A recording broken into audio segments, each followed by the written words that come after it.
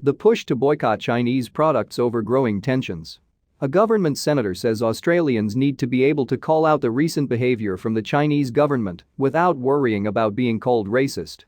The call comes as China adds 2 Victorian lamb producers to the list of Aussie exporters who have banned from trading in China. In addition to the economic sanctions in recent weeks, China has also outraged Australians with an online post that portrayed an Australian soldier holding a knife to a child's throat.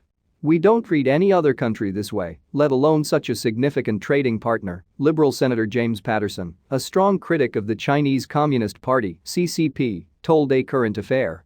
"I hate racism like every other Australian, but it is a favoured tactic of the Chinese Communist Party to label any criticism of them as racist. In Australia, we need to be very careful to actually call out people when they are racist, but not mislabel people as being racist when they're simply being critical of the Chinese Communist Party."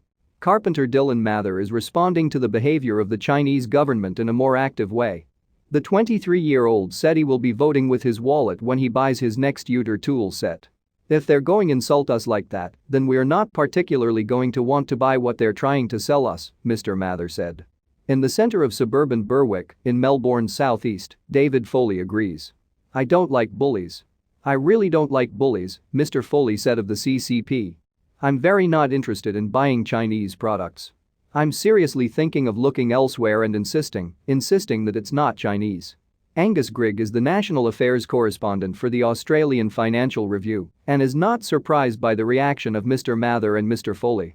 Mr. Grigg said everyday Aussies have become really engaged with China's recent aggression. "One thing I've noticed in the last year is that, average people you talk to are really exercised about China," he said. Mr. Grigg argues that our trade relationship with China should not be perceived as one way only. "China's very reliant on Australian iron ore," he said. "China's domestic iron ore supply is pretty limited. So for at least the next 10 to 15 years, you've got to say that China will be very reliant on Australian iron ore."